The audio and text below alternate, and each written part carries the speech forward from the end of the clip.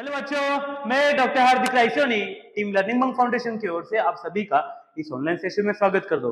बच्चे लोग, आज के इस ऑनलाइन सेशन में हम सीखेंगे sexual reproduction in flowering plants. इस टॉपिक का सबसे इंपॉर्टेंट पार्ट में से एक development of endosperm followed by development of embryo.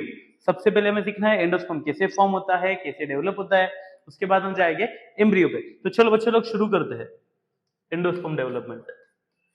Endosperm development.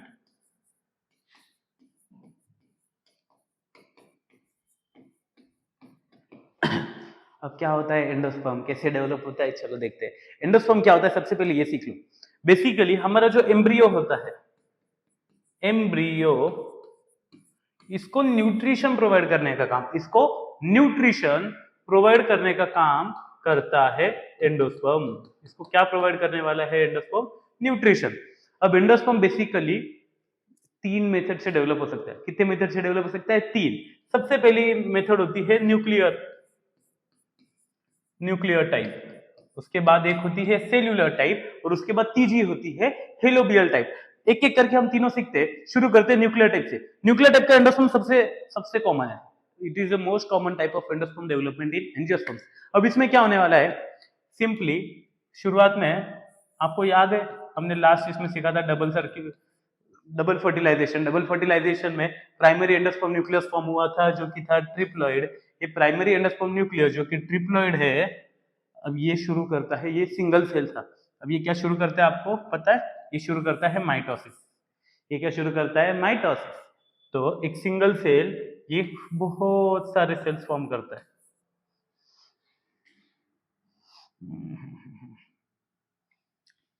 अब इसमें सबसे इंपॉर्टेंट ट्विस्ट मैं पहले आपको बता देता हूँ। कंसीडर करो सिंगल न्यूक्लियस है, सिंगल न्यूक्लियस माइटोसिस करेगा तो ये बहुत सारे न्यूक्लियस बना देता है। एक न्यूक्लियस, दो न्यूक्लियस, तीन न्यूक्लियस, चार न्यूक्लियस, पांच, छह। इस केस में न्यूक्लियर टाइप में बहुत सारे न्यूक्लियस ये फॉर्म करते हैं। बट सिर्फ न्यूक्लियस डिवीजन होती है, उसके साथ पहले शुरुआत में सेल वॉल फॉर्मेशन नहीं होती। एक बार न्यूक्लियर डिवीजन कंप्लीट हो गई उसके बाद सेल वॉल फॉर्म होती है। आई रिपीट, सबसे पहले सिर्फ और सिर्फ न्यूक्लियस डिवाइड होता है और उसके बाद सेल वॉल फॉर्म होता है। तो सेल वॉल इसके बाद फॉर्म हो जाएगा, इन सब के आजू बाजू आ जाएगी सेल वॉल। तो ये सेल वॉल, सेल वॉल, ये सेल वॉल, ये सेल वॉल, ये सेल वॉल, और फिर ये जो एंडोस्पर्म फॉर्म हुआ है अब ये है न्यूक्लियर टाइप ऑफ एंडोस्पर्म। अब ये सारे के सारे सेल्स अब अलग अलग टाइप में अरेंज हो सकते हैं। कुछ कुछ इसमें क्या हो जाता है, ये सारे सेल्स एक साइड में एक्यूमुलेट हो जाते हैं और एक साइड में एम्प्टी जगह छोड़ देते हैं। यानी कि कैसे, ये देखो, ये बाहर से ऐसे फॉर्म हो जाएंगे, सारे के सारे सेल्स एक ही जगह पे एक्यूमुलेट होने वाले, एक ही कॉर्नर में।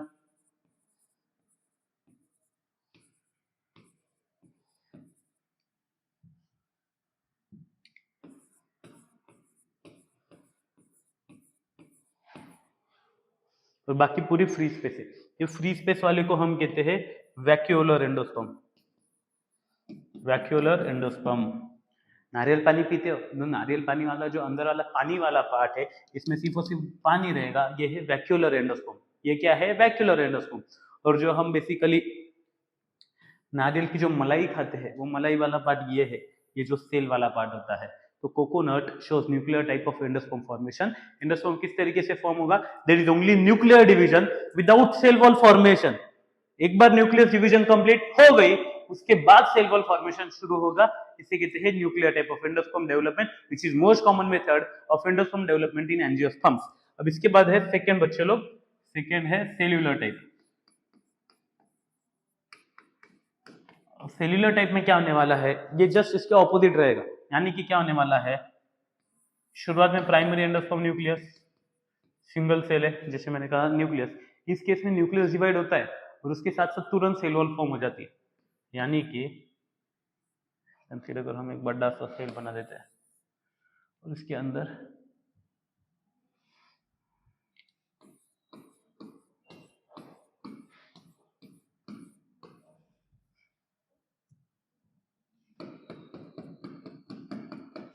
इस केस में न्यूक्लियस डिवीजन के साथ साथ सेल वॉल भी तुरंत फॉर्म हो रही है, तो इसे कहते हैं cellular type of endosperm development. First वाले में क्या था, सिर्फ न्यूक्लियस डिवाइड हो रहा था, उसके बाद सेल वॉल फॉर्म हो रही थी। इसमें न्यूक्लियस डिवाइड हुआ कि तुरंत उसके आजू बाजू सेल वॉल फॉर्म हो जाती है। यह है cellular type of endosperm development. और तीसरी है helobial type of endosperm development. Helobial type कुछ बुक्स में इसका नाम दिया है, कुछ बुक्स में इसका नाम नहीं दिया है। Basically it's a combination of both nuclear and cellular type, ये दोनों की कुछ ना कुछ प्रॉपर्टीज दिखाता है।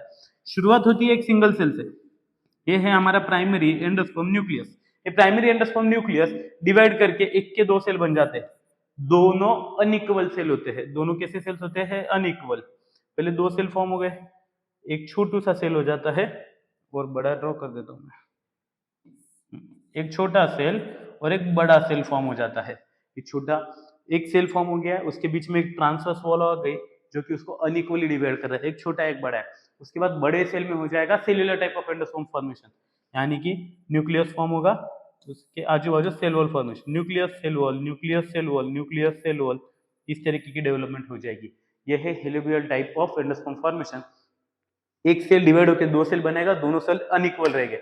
जो दोनों अनइक्वल सेल है उसके बाद उसके आजू बाजू तुरंत ही न्यूक्लियस मल्टीप्लाई करते हैं और उसको सेल वॉल कवर करती है, इसे कहते हैं हेलोबियल टाइप ऑफ एंडोस्पर्म।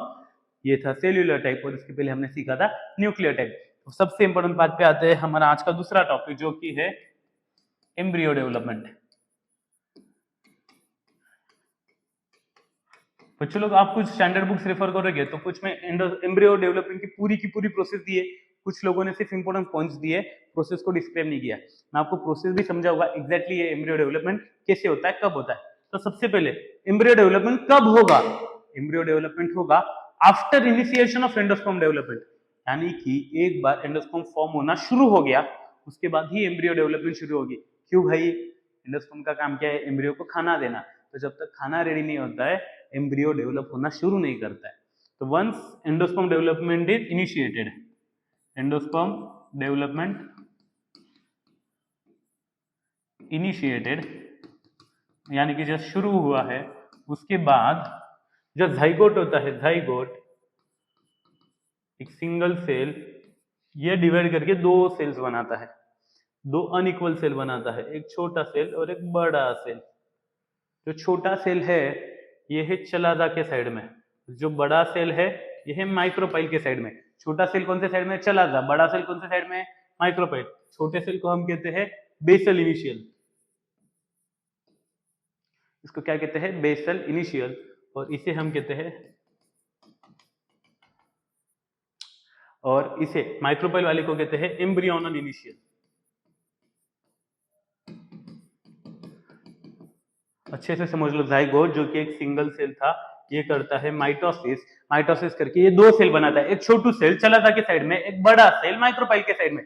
छोटे सेल को कहना है बेसल इनिशियल और बड़े सेल को कहते हैं एम्ब्रियोनल इनिशियल। अब सबसे इंपॉर्टेंट पॉइंट क्या है, जो बेसल इनिशियल वाला, ये एम्ब्रियोनल इनिशियल वाला जो सेल है, ये पहले तो इन दोनों सेल को कंबाइन में हम कहते हैं प्रो एम्ब्रियो। इसे क्या कहते हैं?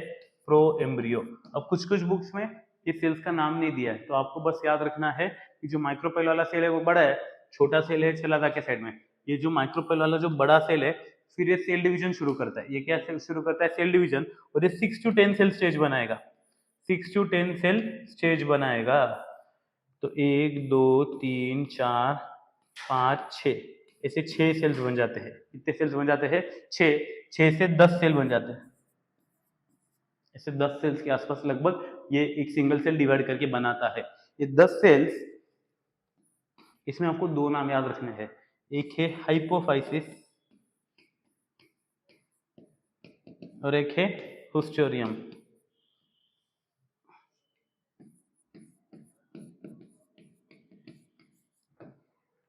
ये 6 से 10 सेल में से जो सेल माइक्रोपाइल के कांटेक्ट में रहेगा उसे कहते हैं हिस्टोरियम। वो जो लास्ट वाला ऑपोजिट साइड वाला सेल रहेगा वो है हाइपोफाइसिस। जो सेल जो माइक्रोपाइल के कांटेक्ट में रहेगा, माइक्रोपाइल क्या था? टिप ऑफ ओव्यूल, जो उसके कांटेक्ट में है वो हिस्टोरियम। ऑपोजिट साइड वाला जो लास्ट सेल रहेगा उसे कहते हैं हाइपोफाइसिस। हमें याद रखना है हाइपोफाइसिस हिस्टोरियम का एक ही काम है, push the embryo towards endosperm. इनका काम क्या है? Push embryo towards endosperm. क्यों एंडोस्पर्म के यहाँ पे? एंडोस्पर्म खाना प्रोवाइड करेगा, तो एम्ब्रियो को एंडोस्पर्म की ओर धकेल दो, यानी कि उसे खाना मिल सके। ये सब शुरू हुए तो वो जो दूसरा वाला छोटा वाला सेल है, इसके बाद ये सेल डिवीजन शुरू करता है। ये सेल डिवीजन करके ये 8 सेल्स बनाता है, 1 2 3 4 5 6 7 8, 1 2 3 4 5 6 7 8। ये जो 8 सेल स्टेज है इसे कहते हैं ऑक्टेंट। इसे क्या कहते हैं? ऑक्टेंट। ऑक्टेंट में जो ऊपर वाले 4 सेल्स है उसे कहते हैं अपर टायर, और जो नीचे वाले सेल्स है इसे कहते हैं लोअर टायर। आपको जो इंपॉर्टेंट चीज याद रखनी है, जो लोअर टायर की ये 4 सेल्स है ये फॉर्म करेंगे रेडिकल एंड हाइपोकॉटिल। ये क्या फॉर्म करेंगे? Radicle and hypocotyl. और अपर टायर के जो सेल्स है ये फॉर्म करेंगे प्ल्यूम्यूल एंड कॉटिलिडॉन। अब बहुत सारे बच्चे कंफ्यूज हो गए कि क्या नए नए नाम ले रहे आए सर। ये समझ लो, ये चारों जो नाम है आपने कौन से स्टैंडर्ड में सीखे? 11वीं में सीखे हैं। प्ल्यूम्यूल यानी कि क्या होता है, रेडिकल क्या होता है, एक एक करके मैं आपको बताता हूँ। प्ल्यूम्यूल, कॉटिलिडॉन, उसके बाद हमने देखा रेडिकल, और उसके बाद हमने अभी एक नया नाम सीखा है हाइपोकॉटिल। तो बेसिकली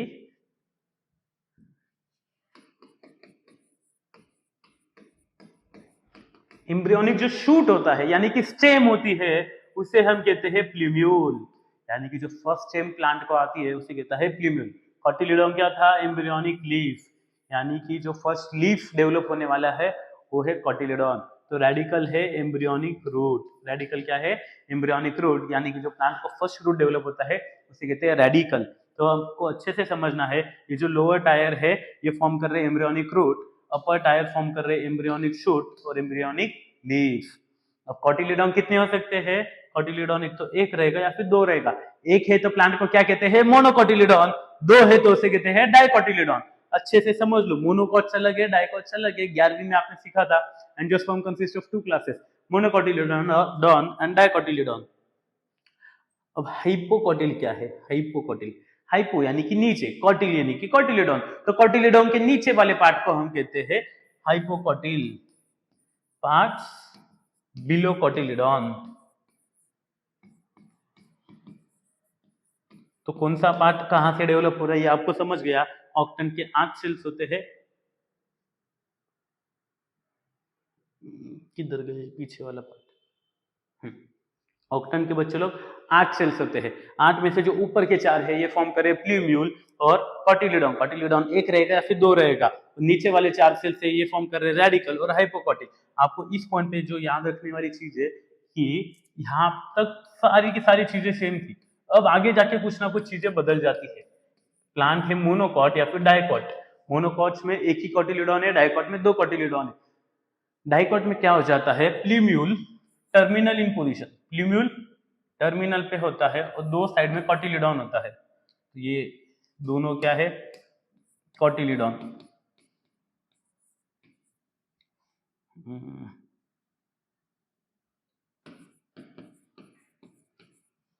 और ये जो येलो वाला एक टर्मिनल रहेगा प्ल्यूम्यूल।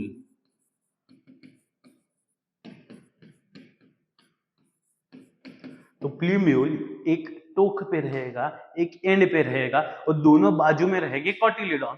डाइकॉट्स में, मोनोकॉट्स में ऐसा नहीं है। मोनोकॉट्स में आपको क्या दिखेगा? जस्ट इसका ऑपोजिट। आपको जो कॉटिलिडॉन है ये टर्मिनल दिखेगा, टर्मिनल कॉटिलिडॉन। और जो प्ल्यूम्यूल है ये बाजू में दिखेगा, तो लैटरल प्ल्यूम्यूल।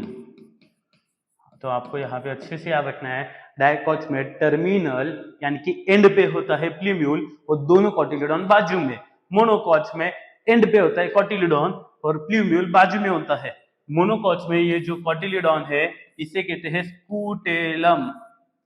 ये भी आपको एमसीक्यू याद रखना है। मोनोकॉट्स में जो कॉटिलिडॉन है वो उसे कहते हैं स्कूटेलम, जो कि होता है शील्ड शेप। शील्ड यानी कि क्या? वो आप जो मूवीज वगैरह में देखते थे पुराने जमाने के, वो तलवार से मारता था तो वो शील्ड यूज करता था उससे बचाने के लिए। तो उस शेप का ये कॉटिलिडॉन रहेगा जिसे हम कहते हैं स्कूटेलम। यहां तक समझा? उसके बाद आपको जो याद रखना है, डाइकॉट का जो एम्ब्रियो रहेगा, ये एम्ब्रियो, इसका शेप रफली कौन से शेप का हो जाएगा? ये कौन सा शेप है बच्चों लोग? ये हो जाएगा हार्ट शेप एम्ब्रियो। इस केस में एम्ब्रियो रहेगा हार्ट शेप एम्ब्रियो। ये हार्ट शेप्ड एम्ब्रियो आगे जाके और खुद में मॉडिफिकेशंस करेगा और ये फाइनली बन जाता है हॉर्स शू शेप्ड एम्ब्रियो। कौन से शेप्ड एम्ब्रियो बनेगा? Horse shoe shaped. यहां तक सही है। इसके बाद और दो एमसीक्यू आपको याद रखना है। जो रूट्स डेवलप हो रहे हैं, रूट को भी एक शीट कवर करके रखेगी, और जो शूट डेवलप हो रहा है उसको भी एक शीट कवर करके रखेगी। रूट की कवरिंग को हम कहते हैं कोलियोराइजा, और जो शूट की कवरिंग है उसे कहते हैं कोलियोप्टाइल। शूट की कवरिंग को कोलियोप्टाइल कहते हैं, रूट की कवरिंग को कहते हैं कोलियोराइजा। तो अब जाके फाइनली एक न्यू प्लांट डेवलप हो चुका है, जिसको शूट आया है, जिसको रूट आया है, जिसको लीव्स आ गए हैं, जिसको शूट और उसके नीचे वाले पार्ट्स यानी कि हाइपोकॉटिल भी डेवलप हो चुका है। इसके आगे फॉर्म होगा फाइनली आपकी सीड और फ्रूट, जो कि हम अगले पार्ट में सीखेंगे। इस पार्ट में बच्चों हमने बेसिकली सीखा है development of endosperm and development of embryo, जो कि एमसीक्यू पॉइंट ऑफ व्यू ये जो ऐसे न्यू शब्द है जो आप पहली बार सुने, ये सारे के सारे नीट या सीईटी में एमसीक्यू आके गए हुए हैं। तो आपको सारे के सारों का मीनिंग्स पता होना चाहिए, उसका सिग्निफिकेंस क्या है, उसका फंक्शन क्या है, ये भी आपको पता होना चाहिए। तो बच्चों लोग इस पार्ट में यहीं पे रुकेंगे, अगले पार्ट में दोबारा मिलेंगे। हम सीखेंगे development of fruit, development of seed, apomixis polyembryony and parthenocarpy, और ये चैप्टर खत्म कर देंगे फाइनली अगले पार्ट में। चलो बच्चों लोग tata bye bye, see you, best of luck.